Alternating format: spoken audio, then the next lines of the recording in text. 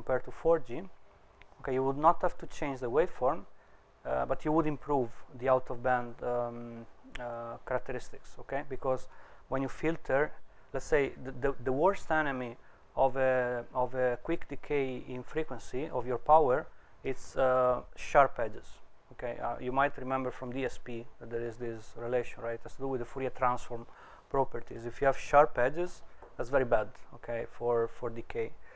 If you smooth out the edges, then that situation starts to be better. So the concept behind raised cosine filter is exactly that, right? So even applying a simple raised cosine filter gives benefit. You do increase a bit the complexity and so on, but it's probably worth the price. And so possibly in say dense deployments, so when you will have smartphones that are going to be served by femtocells or this kind of small cell technology, what could happen is that you add filtering. Okay, rather than changing all the signal processing related to waveform, you might actually improve the current signal processing adding filtering, and that would probably be the 4.5G step, I would say. Okay, and then maybe 5G will have these and other waveforms. Okay, and then we moved into alternative waveforms. So we studied actually GFDM. This was also part of a collaboration with IIT Kharagpur, and then we studied filter bank and how it can be used for integration with massive MIMO. So this we're going to see on Monday. Yes. These two schemes are only receiver filter, there is no transmitter.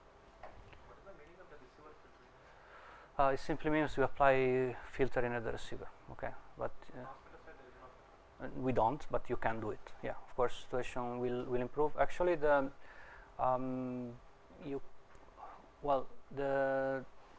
you see, it depends on what your focus is. So if you want to basically, in a sense, protect your signal when you receive, right?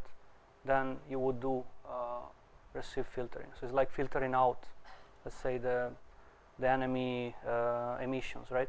If your focus is on, say, protecting, let's say, in a sense, shaping the transmission, okay, so you are more concerned about what you do to others rather than what the others do to you, then you would do transmit filtering there. Now, both are valid, okay, it's also like, time constraint is based on a work of a PhD student, so you have to pick topics. I think they're both relevant and probably both should be applied, okay. I think there is some work going on in a group collaborating with us on transmitter filtering, definitely for OFDMA, and there are many groups, I would say, working on this. Now they tackle different problems. Our focus was more on carrier frequency offset compensation with low complexity, but there are other approaches, definitely.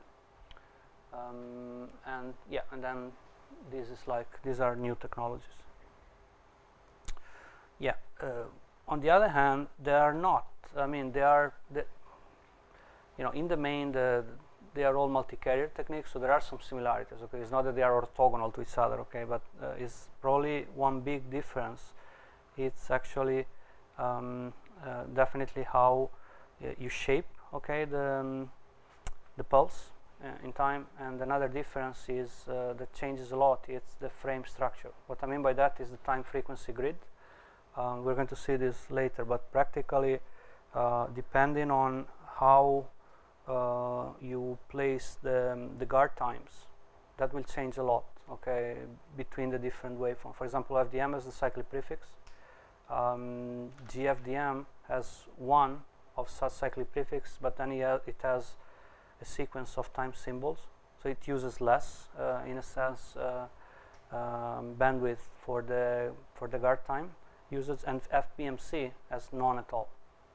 So that implies also differences in bandwidth efficiency and in the capability to cope with ISI. Okay, and another big difference is whether they use linear or circular convolution. Okay, so for example, GFDM uses the circular convolution and FBMC the linear one. There is no free lunch like FBMC. Yes, they don't use CP, cyclic prefix, but they do have a ramp up and ramp down time. So again, there is some time wasted there. So I think there is no silver bullet. Okay, but my impression as you know, an engineer, is that it's always about trade-offs. And FBMC, for example, is more complex. OFDM, the best advantage it has, one of the best advantages it has, in my opinion, it works perfectly with MIMO. Massive MIMO, no problem. Has been there forever. You just repeat your MIMO processing per subcarrier. So it works for one carrier, it works for 1024 carriers. No problem whatsoever. FBMC historically has problems. I don't go into the details also because I'm not really an expert of you know, MIMO and FBMC. I did some work on massive MIMO and FBMC. So historically it has issues, okay? So it has not been possible to have really successful implementations of MIMO for FBMC. We saw that with massive MIMO it works differently. Now, what is the catch there? Is that if you have a technology, if you want to propose a technology, okay, like FBMC, and then it doesn't work with MIMO, but it works with massive MIMO, you're kind of doing a triple jump, right, or double jump. So you're saying, okay, not only I change the modulation, I also add massive MIMO so that it works fine. It's too much. So you see that OFDM, in a sense, has a competitive advantage because it's there, it works. You can extend it gradually to MIMO and massive MIMO. So again, be open-minded. Though everybody tells you, probably if you read papers and go to conference, that you have to change the waveform and the OFDM is doomed, I'll be a bit cautious before burying OFDM, okay, because it is a good technology, and depending on the application, it might still have long life, and it probably will. Okay, GFDM, there are works starting to look into MIMO. Is a group in France. It looks better than FBMC, so it might be, if you just look at that, might be an advantage of GFDM. Though from what I understand, GFDM has problems with out of band. It's better than OFDM, but marginally better. I think Sashank can confirm. Yeah.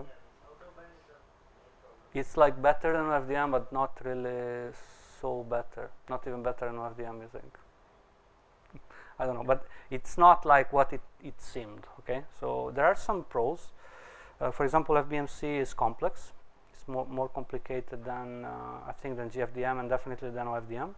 So you see, it's if you put it in a matrix, there are many factors. So it's not just, you know, I come up with a new waveform and then everybody will use it, and because it's better at everything. It doesn't work like that. Suppose we are using receive filter and we design some GFDM or FBMC. Yes. Yes. Then transmit I will use OFDM only. Compatible? No, you have to have actually the over-the-air interface. You have to have the same technology at both sides. Okay, so you cannot have GFDM and. Then in GFDM receiver side I am using receive filter. Then transmit what will be there? No, but I. Filter means that is equal to OFDM only. So sorry, I didn't fully get the question. Suppose if we consider Yes. filter bank multicarrier. Yes. So here we are considering only receiver side filtering. Yeah, this is, I mean, sorry, maybe the figure is not exactly clear. This is a research path we have taken. So this is for OFDMA. Okay, we are not considering the same thing here. These are new topics, okay? So this is a work we did in the context of OFDMA. Okay, so here we've not looked into these things actually. Okay, so the filtering part of the work has to do with OFDMA in what I'm going to talk about. Okay. I mean, that's what we did. You can, of course, do filtering and other things, right? The way actually it works is that these technologies are basically doing a different pulse shaping than OFDMA. So that's also it leads to lower out-of-band emission. So in a sense, for example, in filter bank, it's called filter bank. There is a reason, okay? I'm not going into the equation, but it is embedded in a sense in the system, okay? And GFDM is more contested the thing, so but you know they are in a sense taking more care of the smoothing of the pulse than OFDM. So in OFDM you have to add it in a sense. These technologies were kind of meant to take that into account. Definite filter bank is like that. Okay. So this is a general multi-carrier transceiver. Okay, so you do have basically a multiplexing operation here. Okay, where you distribute your stream of information over the different subcarriers. You do upsampling. You see this is general. PT of n could be a rectangle, could be raised cosine, could be whatever you want. You do actually basically go you have converting frequency to transmit at the different subcarriers. So you see you have N in this case, you have your channel, and then you have, as in all telecom systems, the reverse operation, right? Now you can actually play with these signs, I suppose. Normally in OFDM, you probably have, here you would have an IFFT, okay, and you would have FFT at the receiver. FFT is a good idea to implement time to frequency and frequency to time conversions because it's very efficient. It's a very good algorithm to do Fourier transform, but the math in essence is basically based on discrete Fourier transform, okay? Now the basics of the technology are you know, what I discussed so far. Now one interesting part of the OFDM is when you add DA in the end, so you go from orthogonal frequency division multiplexing to orthogonal frequency division multiple access, okay? So OFDM implies that you are transmitting to one user, OFDMA you are transmitting to multiple users. So you have several ways you can actually allocate the subcarriers to your users. So it can be as simple as you allocate a block each, or more convoluted like this guy where you have a fixed spacing but you interleave the subcarriers, or you do a bit of both. So you do transmit in smaller blocks, but you also interleave the blocks, or you can have the general version where you can basically transmit you know, different all the different subsets of subcarriers. So there are pros and cons. Now the good thing about basically the techniques which are sort of you know, static in the allocation is that they are not as complex as this guy. So this guy normally is not random. This different allocation would be based on the SNR. You have a subcarriers, okay? So users are in different positions, so they would all see a different channel, and some might be in a better situation than others in terms of the channel. So you will allocate the carriers where the SNR of the user is highest, right? So that's the way you could do the subcarrier allocation. So of course this implies a necessity to collect information about the channel, and you know, to come up with some sort of optimization, right, about how you allocate the carriers. These guys are in a sense static, okay?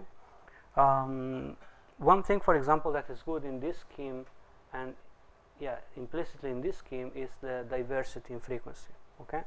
So what is the problem with block carrier? The problem is that if you have a fade in frequency, all the data for example the black user would be lost, okay, because there is a coherence, right, in frequency. So if you start with a fade and the coherence is kind of high, right, there is a high coherence bandwidth, it means many subcarriers will be in fade up to the point you might get nothing out of it. So the good point about, for example, interleaved allocation is that it's unlikely that every single occurrence of your allocation will be in fade, right? It's the principle of diversity in frequency domain. So there are many things you can do, okay, in terms of allocation.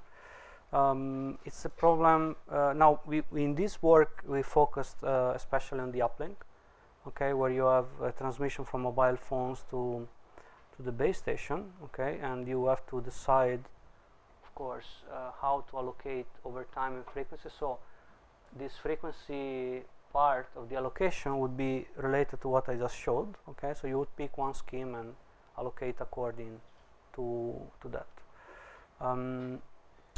Yeah, so that's a block diagram of the OFDMA uplink, so no big deal. You have data coming from different users. You do this subcarrier mapping, which is what we showed before, right? You will decide which subcarrier should go to the users. You do OFDM modulation, which in essence is an IFFT, right? Okay, you transmit over the air. You have OFDM demodulation, which basically is FFT. And this is what we are going to focus on today. So you have basically problems related to CFO compensation, okay?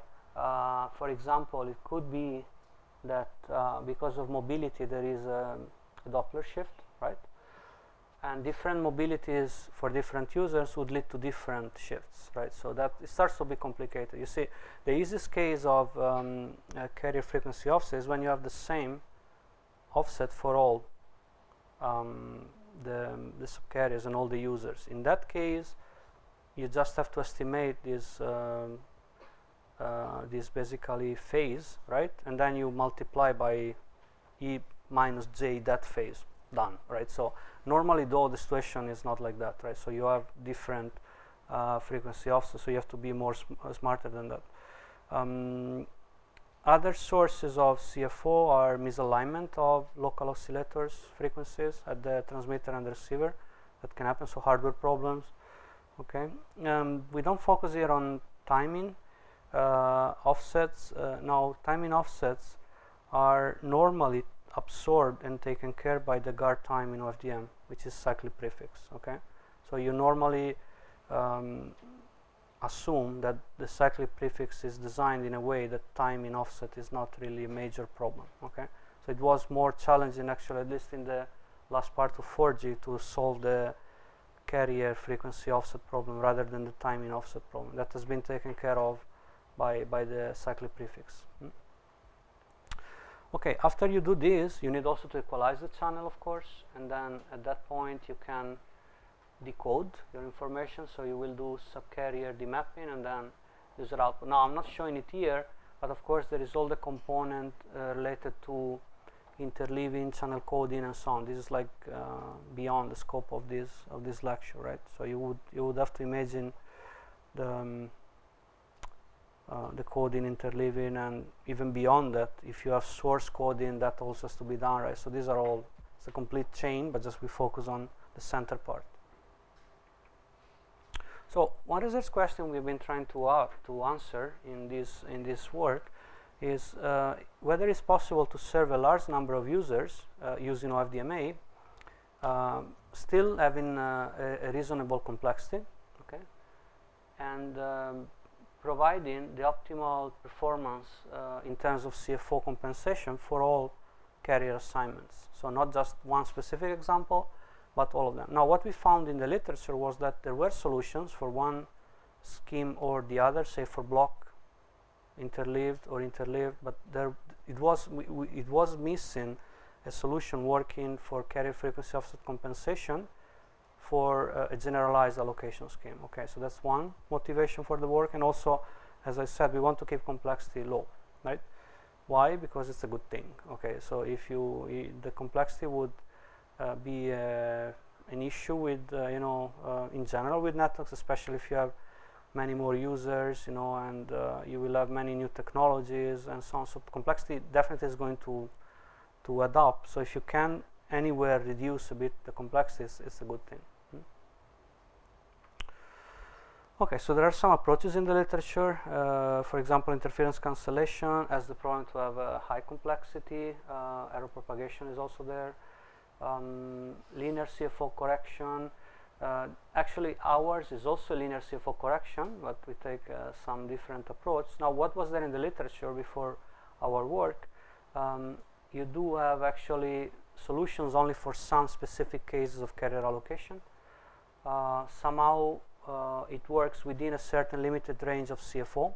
Now, the maximum carrier frequency offset you can have is between minus the subcarrier bandwidth divided by 2 and plus the subcarrier bandwidth divided by 2, right? Beyond that doesn't even make sense. So there were solutions, but they didn't work for the full range of possible CFO. And again, the complexity was high. Okay, so what we tried to do is to propose techniques. Now I have the paper cited. I won't have time to go into the details, but you can check them if you're interested.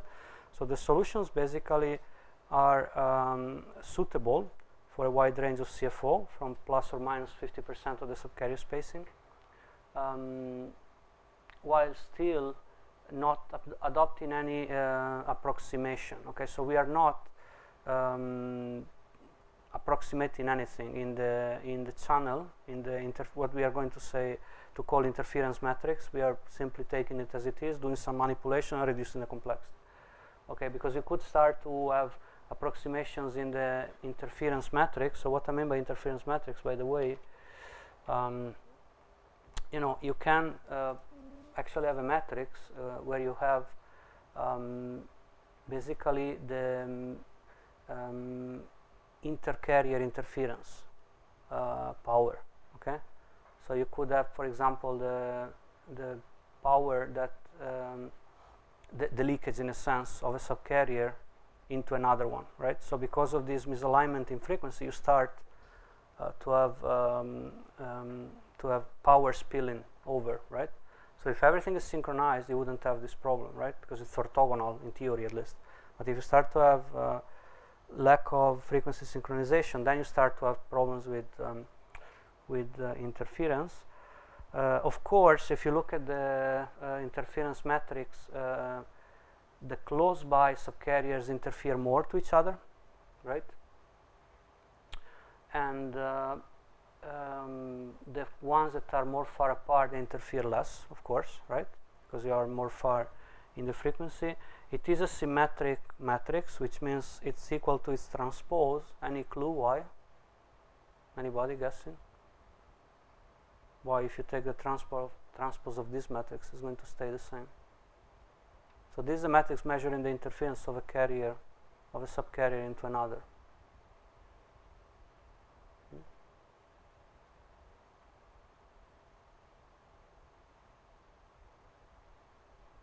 Okay, it's the same, right? I mean, this is like, you know, the impact of one carrier onto another, right? Is going to be, the reverse is also the same, right? In any event, you know, it turns out that this subcarrier interference matrix, intercarrier interference matrix, has a very nice structure, okay?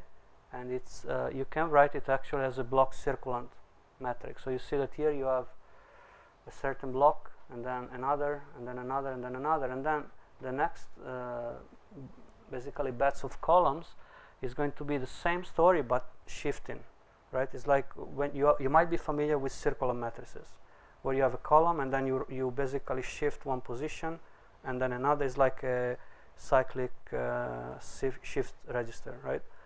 This is the same but with blocks. It's like a generalization, okay? So I'm not going into the details, they are in the papers, but practically what we could do is, without actually removing an information, we could basically write the matrix in function of just a very small portion of it, okay? And then the rest is repeated, and actually here you would not have a relevant interference. So what this leads to, it's a very big decrease in complexity, okay? So eventually what you're dealing with, you have an interference, intercarrier interference matrix, okay, which you have to compensate for. You have to find out a way to actually write this matrix in a simple form, so that you can actually have a lower complexity. There are approaches actually that you know, are doing the same. They're trying to solve the same problem, but they lead to losing information. So, for example, there are approaches based on banded matrices. Okay, so you just retain the part of the interference matrix which is close to the diagonal, and you forget about the rest. So this is simpler because you don't have to process all the information of the matrix, but it's also losing precision, right? So these are not optimal methods, okay? Now, once you do these, you have a matrix, and then practically you have to invert the matrix, right? It's like what you do with any detector, okay? So, and there are a few techniques you can use, zero forcing, MMSE. So we are focusing on linear methods, okay? So first you write the matrix in a way that is amenable to lower the complexity, and then you basically you know, do your detection, right, to the receiver, and it can be zero forcing or MMSE. There are other approaches, okay?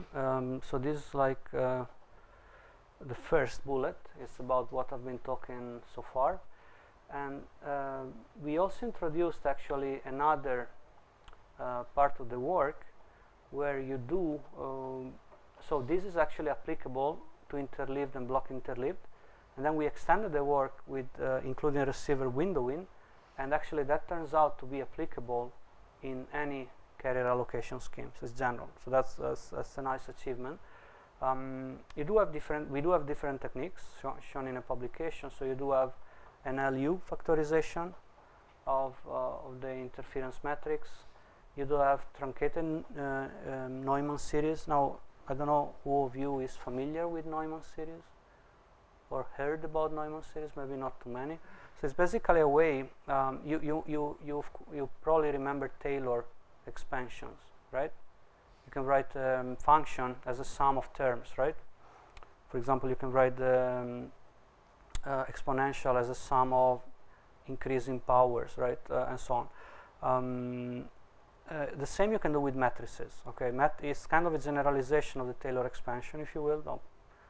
Hopefully, there is no mathematician in the room that will shoot at me. But in essence, that's what you do. Okay, you write it as an expansion. So you start the first term of a Neumann series expansion would be the identity. That's kind of the number. It's like the number 1, right, in analysis. So you start from 1 and then plus something in the power of x. So then you would have something, in the power of the matrix itself, and then the matrix squared, and so on.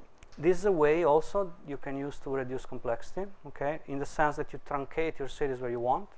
Okay, and then you try to lose as little information as you can, but you reduce complexity. Or you can do also something based on conjugate gradient. Okay, so there are a few possible solutions we show there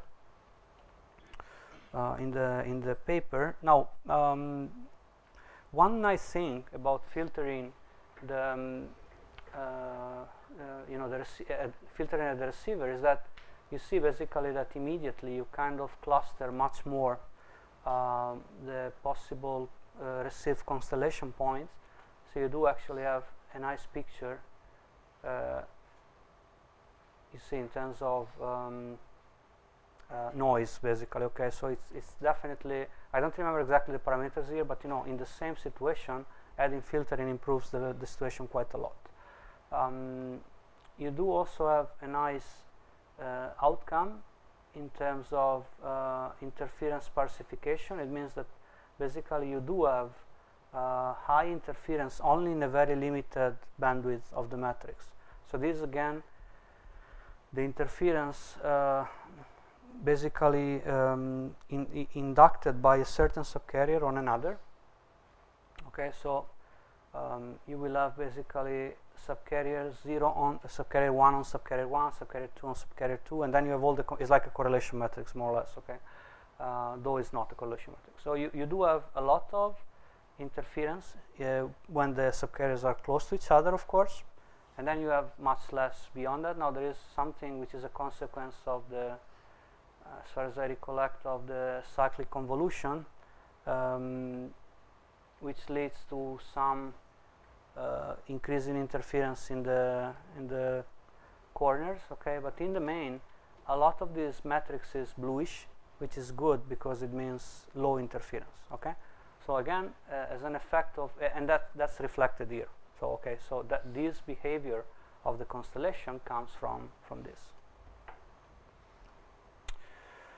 Okay, that's what we do. Nothing fancy. Okay, raise cosine filter. You do have to do a bit of extra processing in a sense, since you have to fit the FFT window. Okay, since you add basically a bit of, you see, you add a bit of time period here to do your windowing. You have basically to sum these here. Okay, so you do this post processing, and that's needed to fit again the FFT window. So everything in OFDM works in terms of multiples of the FFT size, right? So and you have to take that into account. It's just a figure to show how things work. So again, here is the same figure I showed before, but now we also use the third dimension, and we are showing basically the interference power between subcarriers in the case you don't have receiver windowing, in the case you have receiver windowing. So the situation improves quite a lot.